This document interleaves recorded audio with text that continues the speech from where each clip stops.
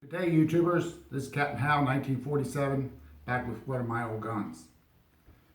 After World War II, Mossberg had quite a bit of success with their number of their different style military weapons, such as this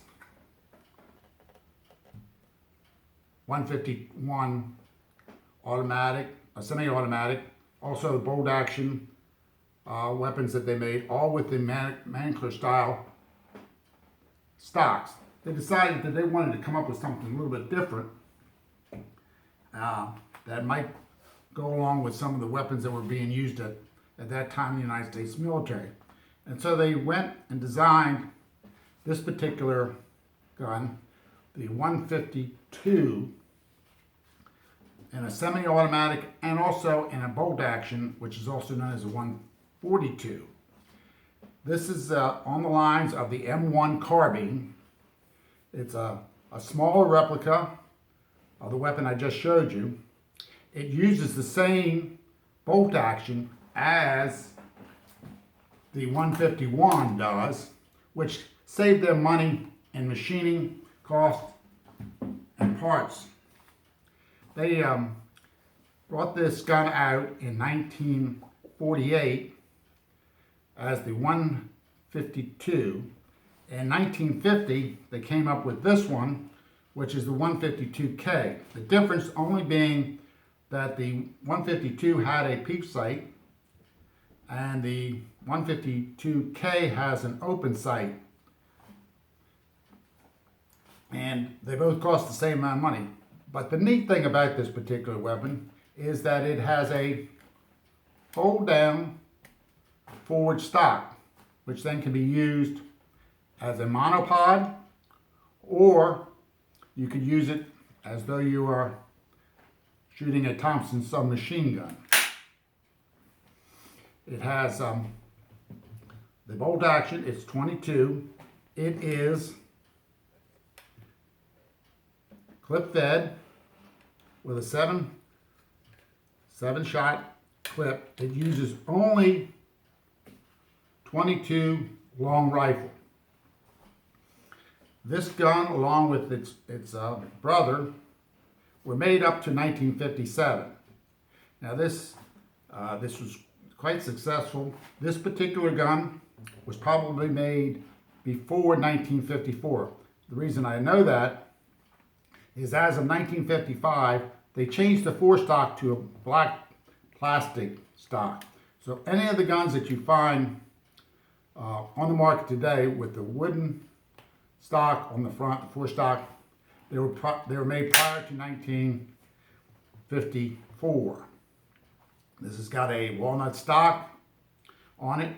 It also has the dovetail groove up here, which can receive a scope as such. It has a sling on the side mount as a M1 carbine did.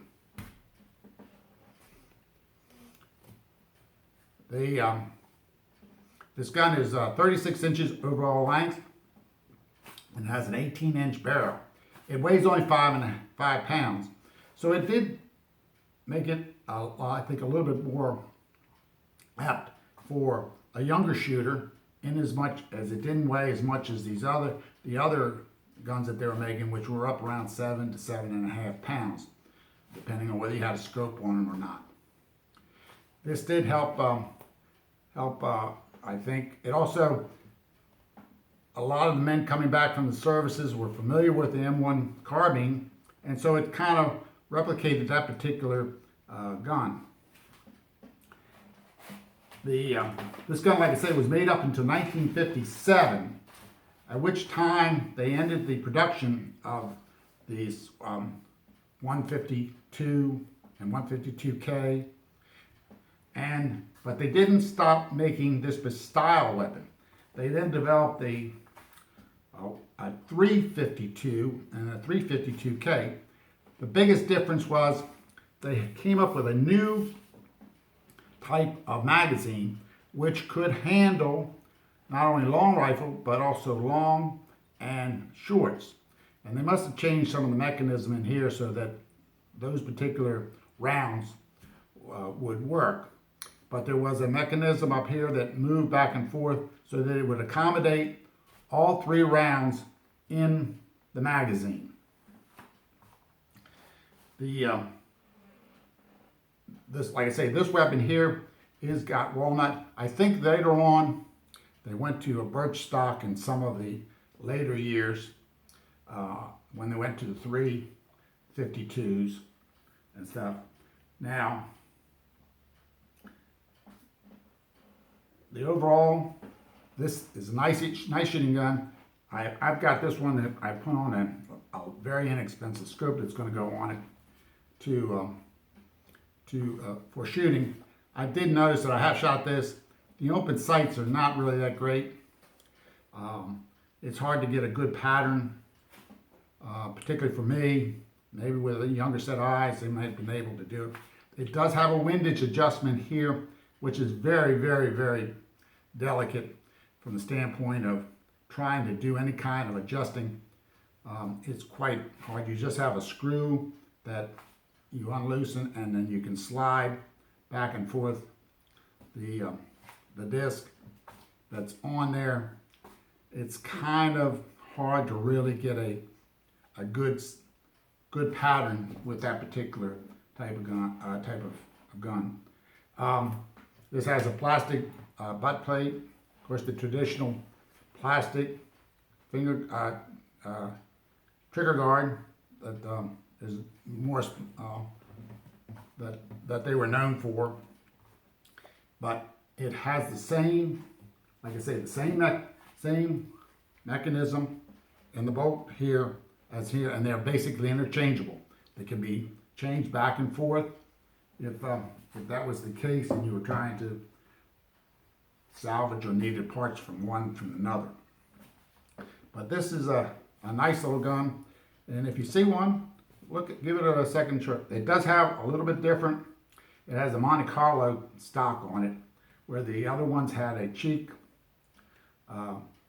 rest on the on there. This one does not. It just has the Monte Carlo, lifts it just a little bit more up, so when you have it on your shoulder. But overall, and it's a very light gun, easy for a younger shooter to, I think, to use, and to have a good time shooting. So this is one of the nicest little guns that you can find from Mossberg, made later on in the 1950s and on up into the 1960s, the same style, just some modern changes. And this particular had a long production life for Mossberg because some of their guns only were made for 1 or 2 years. This one was made for a total of 9 years, and then was superseded by another one that looks similar.